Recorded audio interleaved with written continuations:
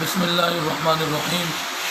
آج کا دن حضرت قائد جمعیت بطل حریت جبل استقامت امت مسلمہ کے ترجمان حضرت مولانا فضل الرحمان صاحب کے حکم پر پورے ملک میں کشمیریوں سے یکجہتی کا مظاہرہ کرتے ہوئے آج کا دن یوم سیاہ کے طور پر منایا جا رہا ہے۔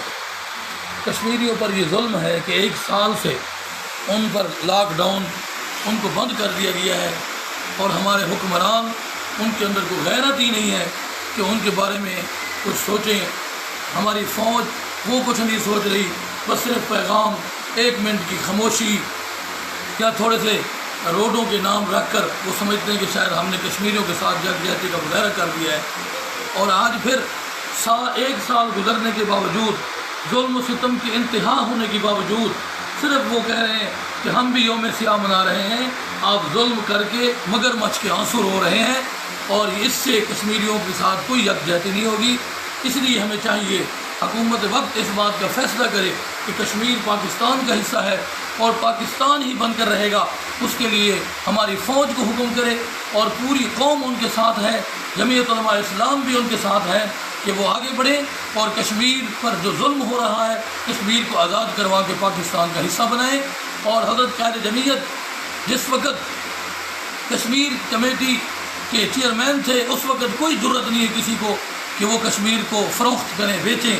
آج ظلم کی انتہا ہے، شرابیوں کو، نشائیوں کو، بدماشوں کو انہوں نے کشمیر کمیٹی کا چیئرمین بنا کر اور یہ ظلم کیا ہے کہ خاموشی سے کشمیر کو فروخت کر دیا، بیچ دیا ہے۔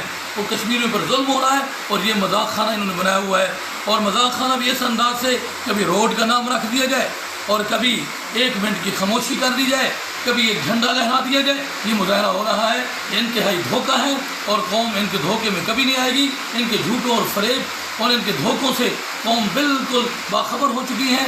حضرت قائد جمعیت کے حکم پر آج ہم بھی حکومت کو یہی پیغام دیتے ہیں کہ وہ کشمیریوں کے ساتھ عملی طور پر یکجہتی کا مظاہرہ کرتے ہوئے کشمیر کو آزاد کروائیں، اور ہندوؤں کے ظلم سے ان کو پاکستان میں اس کشمیر کو پاکستان کا حصہ بنائیں۔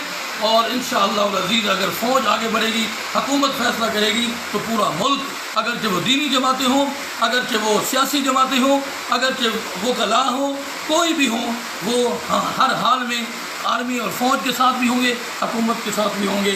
اللہ تعالی ہمیں کشمیریوں سے محبت کرنے کی توفیق عطا فرمائے، دھوکوں سے ہماری حفاظت فرمائے۔ ہم آگے بڑھیں، اور کشمیر بنے گا پاکستان، کشمیر بنے گا پاکستان۔ کشمیریوں سے ہمارا رشتہ کیا، لا الہ الا اللہ۔